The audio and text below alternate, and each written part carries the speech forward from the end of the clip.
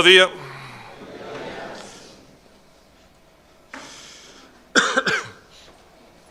Vamos a orar en esta mañana.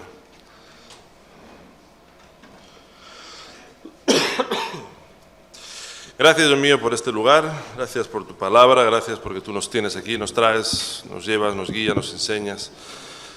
Te ruego como cada día, Dios mío, que tú vengas hablándonos y enseñándonos, Señor, y guiándonos, transmitiéndonos tu palabra, lo que tú quieres para nosotros, lo que quieres para nuestras vidas, lo que quieres enseñarnos y lo que tú quieres que hoy, Dios mío, aprendamos, Señor, y pongamos por obra y por práctica, Dios mío. Gracias, Dios mío, Padre, en el nombre de Jesús. Amén. Éxodo capítulo 20, verso 7, habla de algo que para todos puede ser conocido. Y uno tiene que leer y releer la palabra del Señor constantemente, porque muchas de las cosas a veces uno las tendemos a dejar atrás o a olvidarlas o a dejarlas allí en la memoria, ¿no?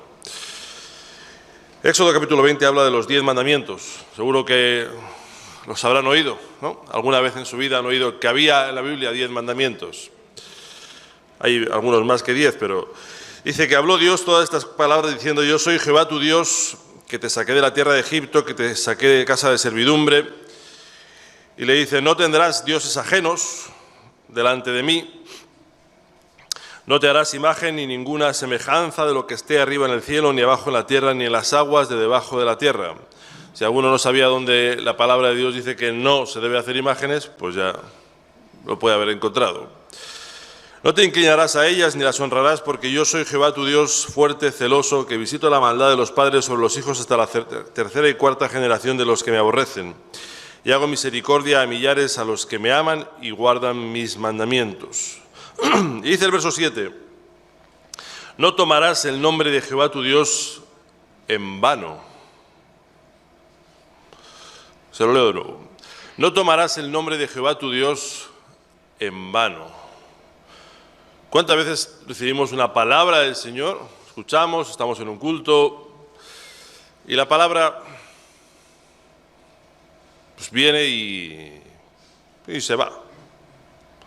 Porque estamos a otra cosa, estamos pensando en otro asunto, estamos pensando en cualquier cosa menos en la palabra. O tomamos una palabra, o usamos el nombre de Dios para cosas que son realmente vanas, que son, ¿no?, que son sin valor, como si el nombre de Dios no tuviera valor. El verso dice: no tomarás el nombre de Jehová tu Dios en vano, no tomarás las cosas de Dios en vano, no tomarás a Dios en vano. No tomarás a Dios como algo que se puede dejar pasar, como si algo intrascendente, como si fuese cualquier cosa, como si lo que Dios tiene que decirte fuese como lo que la vecina tiene que decirte, algo. A veces hacemos más caso a la vecina por si es un buen chisme, que si escuchar una buena palabra y recibirla. Cada vez que tomamos la palabra de Dios y la dejamos pasar, y no hacemos nada en nuestras vidas con ella, es como tomar el nombre de Dios en vano, porque Dios me ha hablado, Dios me ha dicho, pero su efecto ha sido vano en mí. No he hecho nada con ello, no ha causado nada en mí, no ha tenido un efecto, como si fuese cualquier palabra de cualquier persona que no tuviese nada que aportarme en mi vida.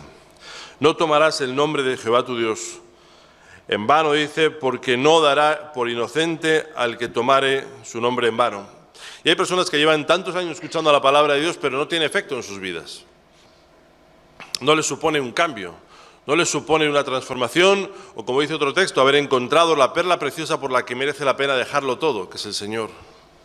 Es como, bueno, estoy ahí, escucho, pero en realidad su efecto es vano, es cero, no tiene efecto sobre mi vida, no me sirve para nada, no afecta a mi vida, no, pues son bonitas palabras, pero me hablan de tantas cosas, pero no tienen un efecto sobre mi vida que otros puedan llegar a ver.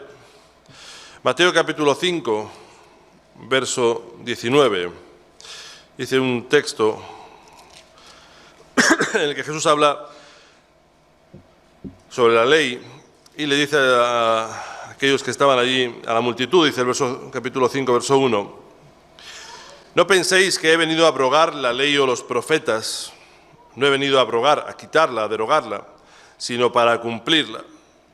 Pero de cierto que os digo que hasta que pasen el cielo y la tierra, ni una jota ni una tilde pasará de la ley hasta que todo se haya cumplido. Y mira lo que dice la palabra de Dios para ti y para mí hoy. De manera que cualquiera que quebrante uno de estos mandamientos muy pequeños, así que hay mandamientos más grandes o mandamientos más pequeños, y así enseña a los hombres, muy pequeño será llamado en el reino de los cielos, mas cualquiera que los haga y los enseñe, este será llamado grande en el reino de los cielos. Dice dos cosas. Cualquiera que quebrante uno de estos mandamientos muy pequeños y así enseñe a los hombres. ¿Cómo quebrantamos uno de los mandamientos del Señor cuando el Señor nos habla y pues es vano sobre nuestras vidas? No tiene efecto, no pasa nada. No. Cuando Dios nos dice no hagas esto y exactamente aquello que nos han dicho que no hagamos es lo que vamos a hacer.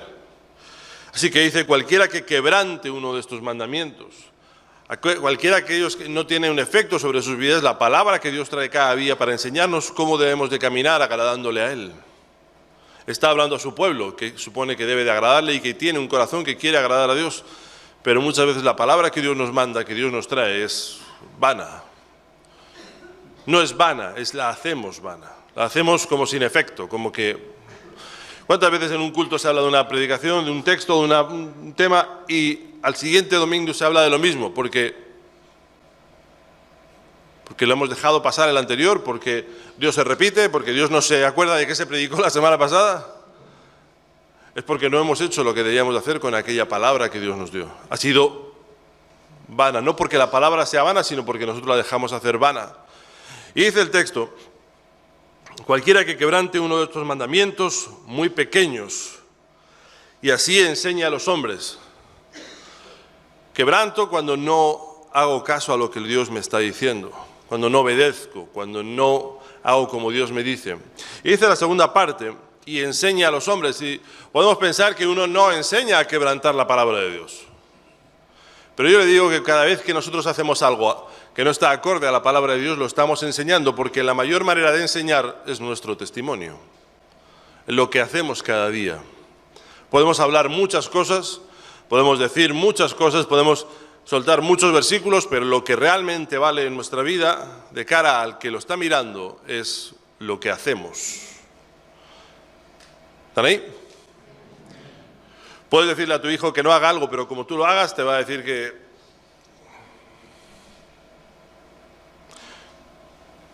¿Qué le va a decir uno?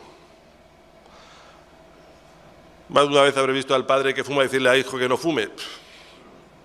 ¿Con qué autoridad uno le va a corregir a otro cuando uno hace lo mismo? Dice el verso, de manera que cualquiera que uno quebrante estos mandamientos muy pequeños y así enseñe, y pensamos que no enseñamos, y en realidad cada cosa que hacemos enseñamos quiénes somos y cuánto hay de Dios en nosotros. En cada cosa que hacemos, en cada cosa que decimos, en cada palabra que expresamos y en cada situación, cómo la afrontamos, habla de la realidad de lo que hay de nosotros. Santiago capítulo 2 dice, muéstrame tu fe por tus obras y te mostraré mi fe por mis obras. Si en mis obras no hay fe, es que en realidad yo no tengo fe. ¿De qué me vale hablar de la fe si cuando mis obras, que es donde debo expresarlas, no muestran la fe? O dicho de otra manera, mis obras muestran la fe que hay en mí, no mis palabras, mis obras. Si mis obras no tienen fe, es que en realidad yo no tengo fe, porque soltar versículos, repetirlos, hablarlos, incluso aconsejar con ellos. ¿Saben ese versículo de apagarás el teléfono en el culto? Ese es un mandamiento muy pequeño y teniéndolo encendido no solo lo quebrantamos, sino que lo enseñamos. ¿Ven? Mi fe muestra, mis obras, muestran mi fe. Podemos predicar mucho, podemos hablar mucho, pero son las obras las que muestran la fe. No son las palabras muestran el conocimiento, las obras muestran la fe. Y a veces desde el conocimiento hasta las obras hay una buena distancia. Dice el dicho, del dicho al hecho hay un buen trecho. Cualquiera que quebrante uno de estos mandamientos muy pequeños y así enseña a los hombres, si lo enseñamos en nuestro testimonio de cada día, igual que muchas de las cosas que hacemos las vemos reflejadas en nuestros hijos, porque en realidad no es que se las sentamos ahí y se las inculcamos, pero en el cómo hacemos enseñamos lo que hay en nosotros. Podemos pensar que yo no estoy inculcando esto o aquello.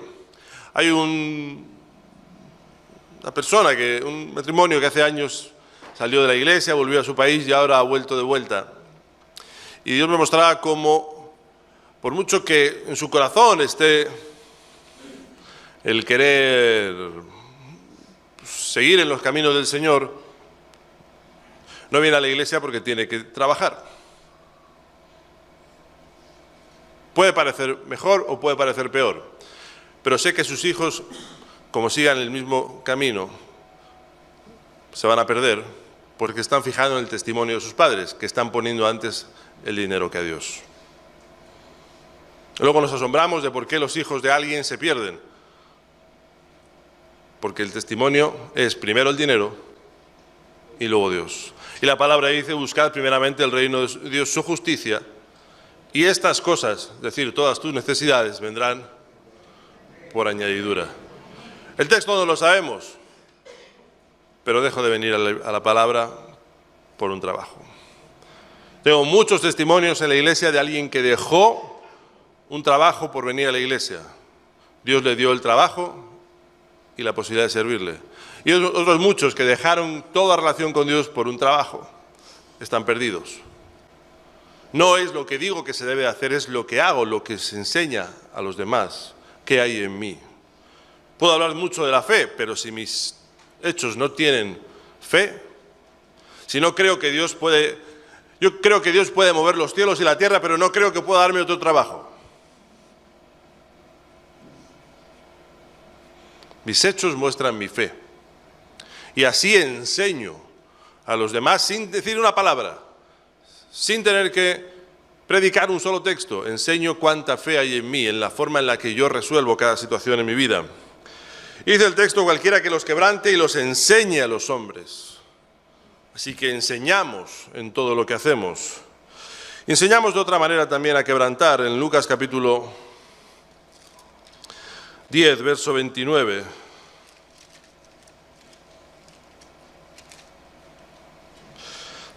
Dice el verso desde el 25. Aquí un intérprete de la ley se levantó y dijo para probarle, maestro, ¿haciendo qué cosa heredaré la vida eterna? Y le dijo, escrito está en la ley, ¿cómo lees? Aquel respondiendo dijo, amarás al Señor tu Dios con todo tu corazón, toda tu alma, todas tus fuerzas y con toda tu mente y a tu prójimo como a ti mismo. Y le dijo, bien, ha respondido, haz esto y vivirás. Pero él queriendo, dice el verso, no sé si lo pone ahí, saber más, profundizar más, escudriñar más, no. Dice él queriendo justificarse a sí mismo, que no quería saber quién era el prójimo para no tener que amarle. No buscaba conocer más de la palabra, no buscaba profundizar en el Señor, sino que buscaba justificarse que él no amaba a su prójimo porque decía, no sé quién es mi prójimo. Él, queriendo justificarse a sí mismo, dijo a Jesús, ¿y quién es mi prójimo? Si era un intérprete de la ley, era un conocedor de la palabra. Pero muchas veces nos justificamos en tonterías para no hacer. Y nos justificamos y nos damos razones a nosotros mismos y le damos razones a nuestra conciencia para decir por qué no hago algo. Él se justificaba en no saber quién era su prójimo para no amarle. Usamos las justificaciones y, recuerden, lo que hacemos, enseñamos. ¿Cuántas veces no tenemos una razón para hacer algo y solo tenemos que ir a la persona adecuada para que nos dé una razón por qué no hacer algo? Porque está lleno de justificaciones, es que yo no puedo, es que yo no sé, es que todo lo que me dice por es que suena a justificación. Es que no sé quién es mi prójimo. Y entonces Jesús le pone un ejemplo y al final de todo le dice, ¿y quién es el prójimo? ¿Quién de todos estos? El que usó de misericordia. ¿Ves como si sabes? ¿Ves cómo vienes como si no supieses, pero sí que sabes? Te estás justificando a ti mismo. Y la segunda parte es que enseño a justificar. No solo me justifico, sino que enseño a justificar. No puedo hacer esto por esta razón. Es que, así cada vez que hablamos, enseñamos a otros, no la palabra, sino muchas veces a justificarse. ¿Y por qué no amas a tu prójimo? Porque es que no sé quién es mi prójimo. Buah, pues ya lo tengo. Hoy me han enseñado en la iglesia a no saber quién es mi prójimo. No. Hoy he ido a Jesús a preguntarle quién es mi prójimo, porque yo no lo sabía. Claro que lo sé. Y recuerde que cada cosa que hacemos o que no hacemos, enseñamos a otros. Luego nos asombramos de cómo salen aquellos discípulos y nos preguntamos que quién les enseñó, olvidando que nosotros mismos fuimos sus maestros. Y Lucas capítulo 14, verso 18, verso 15, dice: oyendo esto, uno de los que estaban sentados con él a la mesa le dijo: bienaventurado el que coma pan en el reino de los cielos. Entonces Jesús le dijo: un hombre hizo una gran cena y convidó a muchos.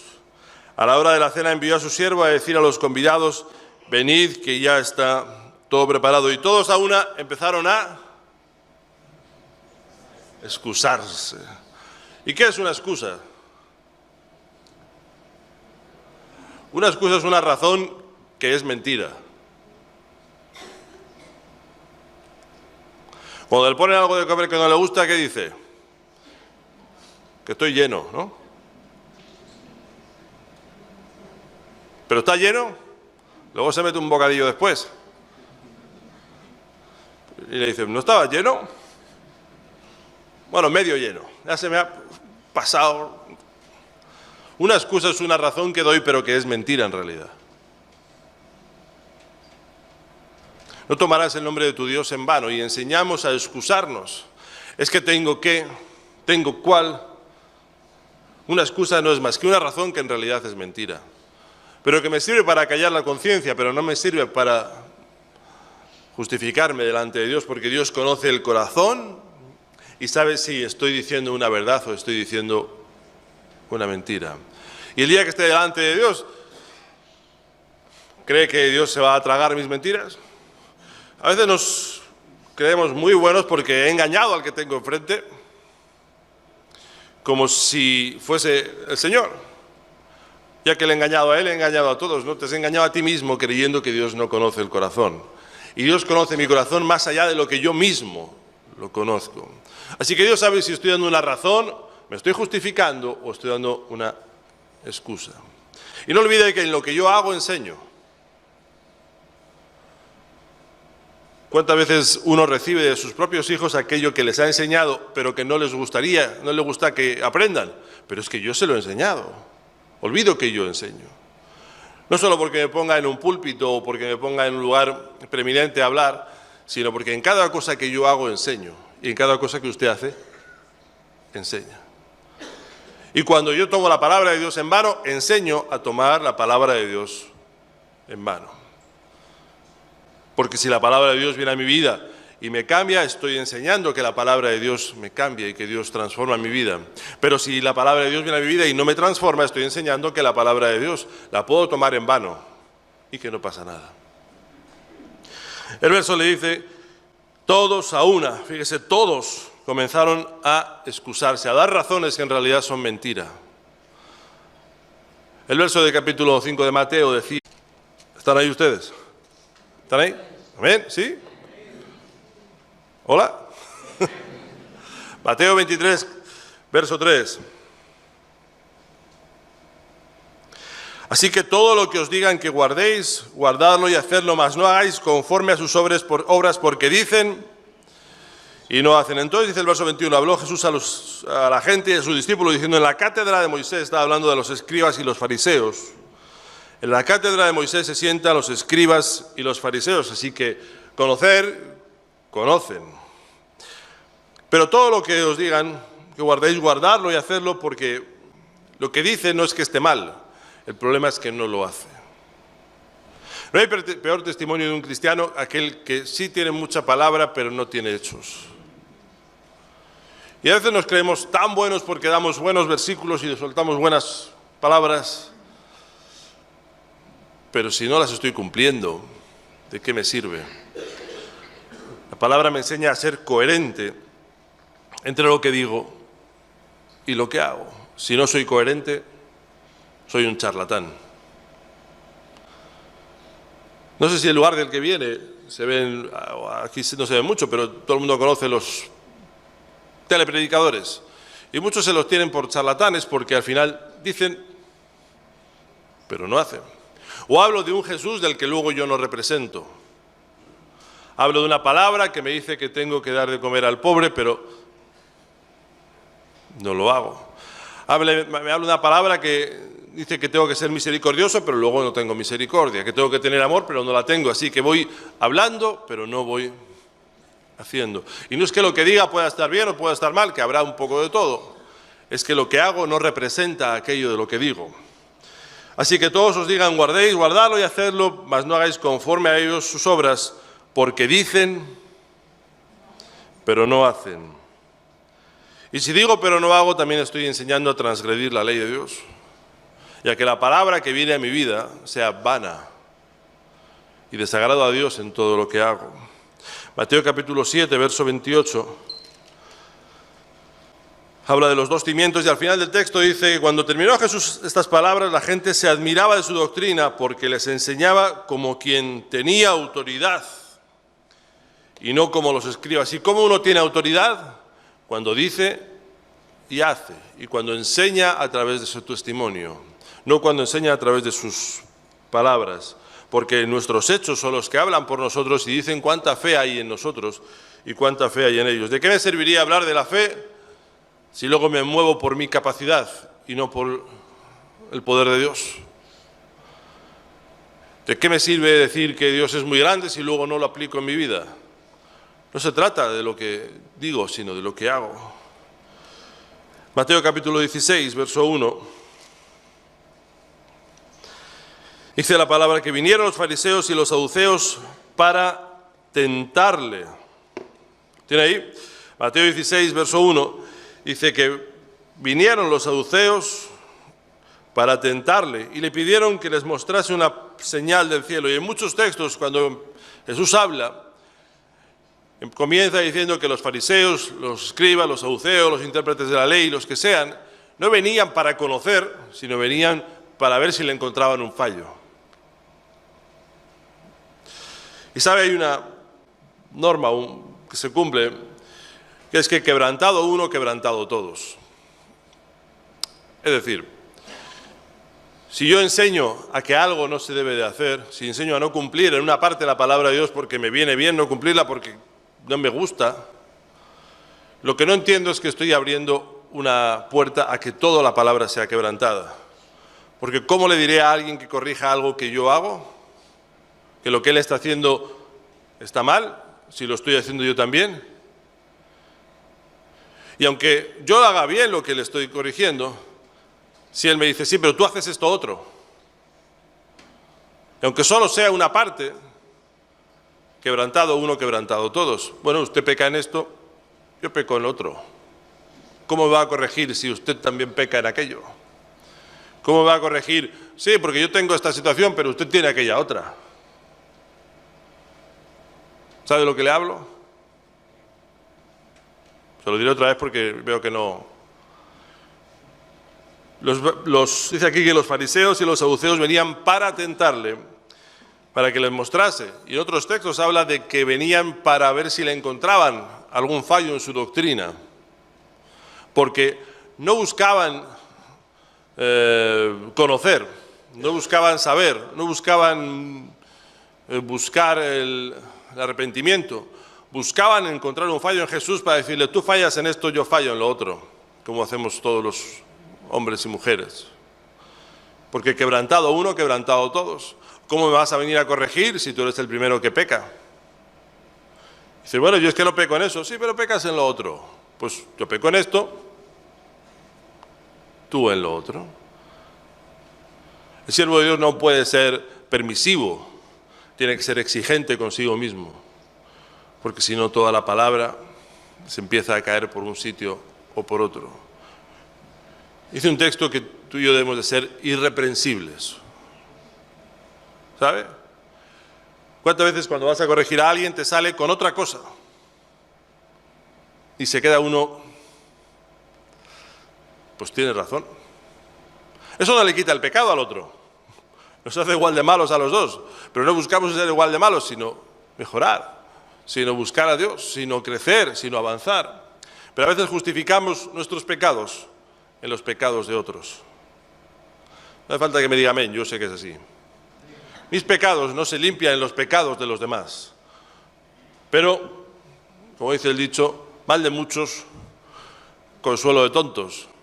Y oye, si solo yo peco en algo me siento mal, pero si pecamos todos como que me siento un poco mejor. Pero eso no me hace dejar de pecar en algo.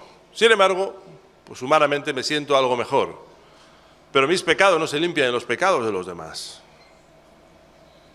Mis pecados siguen siendo pecados por mucho que los demás los hagan o no los hagan. Los fariseos y los saduceos en una de sus partes no querían conocer más a Jesús, no querían aprender de su doctrina, no querían saber más de ellos. Querían justificar sus pecados en que Jesús también tenía fallos, y que Jesús también pecaba, y que Jesús también cometía errores. Así que cada uno con los suyos. ¿Y cómo me vas a corregir tú si tú haces esto, haces lo otro? Si yo soy irreprensible, enseñaré irreprensibilidad, o sea, a no ser reprensible, enseñaré a buscar. Pero si yo mismo soy de los que me permito, ¿qué enseñaré? Pues que se permite. Porque si yo me lo permito, Éxodo 27, no tomaré el nombre de Dios en vano. Cuando Dios viene a mi vida para corregirme, no viene para perder su tiempo conmigo, viene para que yo corrija mi vida. Y cada vez que no corrijo mi vida, sigo quebrantando lo que Dios me habla y lo sigo enseñando. Y desagrado a Dios en todo lo que hago. Para ir terminando, Lucas capítulo 7. Verso 35.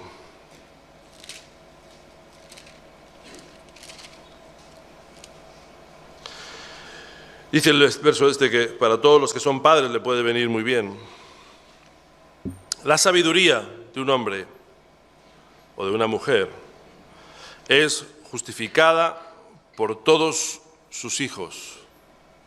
Si quieres ver la labor de un hombre en su vida, mira a sus hijos, naturales y espirituales.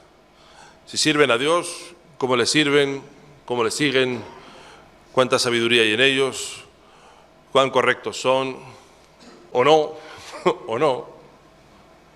La sabiduría de un hombre se vive por sus hijos, por aquellos a los que transmitió y a los que enseñó, que son los primeros que van a ver si dice y hace, o si dice una cosa y hace la otra.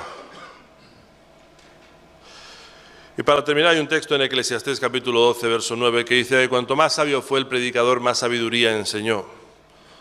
Cuanto más sabios seamos, mejor enseñamos. No solamente tomar el nombre de Dios es un pecado, en vano, perdón, es que lo transmitimos, lo enseñamos y lo exponemos a otros, mediante el testimonio. Yo le pido que cierre sus ojos en esta mañana y que podamos orar.